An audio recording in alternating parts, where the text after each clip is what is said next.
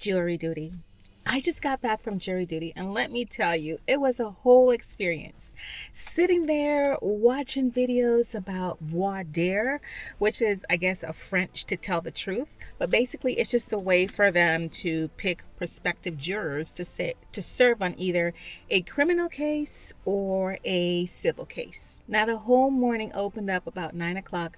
We had one of the judges address the assembly, which was about maybe 30 or 40 of us prospective jurors, and then he said we would get our instructions for the day, plan to be there the whole day, like court closes at 5 o'clock, and in the meantime they would show us a couple of videos on what we can expect along with the whole process. So I'm sitting there watching the videos about the jury selection process, and they're explaining how in one of the videos how we all have these unconscious biases and we bring them into the courtroom, especially in this particular instance, but those biases, we take them with us everywhere we go. They're explaining how every person brings their own background, their lived experience, just their everyday interactions, and they bring this into the courtroom.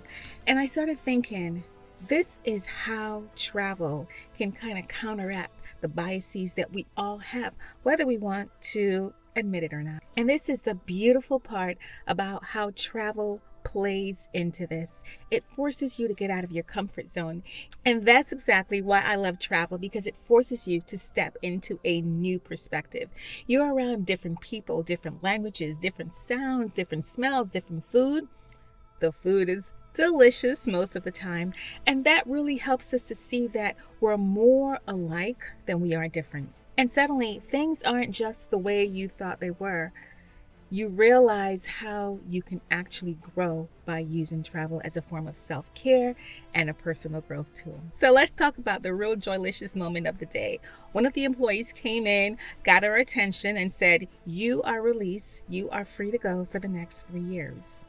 When we got released from jury duty, now that is a top tier joylicious moment. When I walked out of that courtroom like a free woman, and I drove over to the park to get an early lunch, to just sit here with the trees. Even though there's no leaves on them, I just sat here and enjoying the day of being free from jury duty.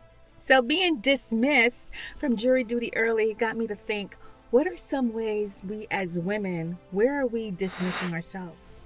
From outdated beliefs that no longer serve us, from stress, burnout, those PIPs, which is procrastination, the inner critic, and perfectionism, and even saying yes to things that drain us. So here's my verdict. We all have biases, but travel and joyliciousness can help to kind of balance the scales, so to speak. And sometimes the best thing you can do is release yourself from the things that no longer serve you. So if you want the opportunity to release some of the biases you have and solo travel, go ahead and get my free playbook, the Jet Set Wifey Solo Travel Playbook. I think you're going to love it. So share with us in the comments, have you ever had a travel moment that released the way you see things, that released the biases that you have? Share it below. Smooches.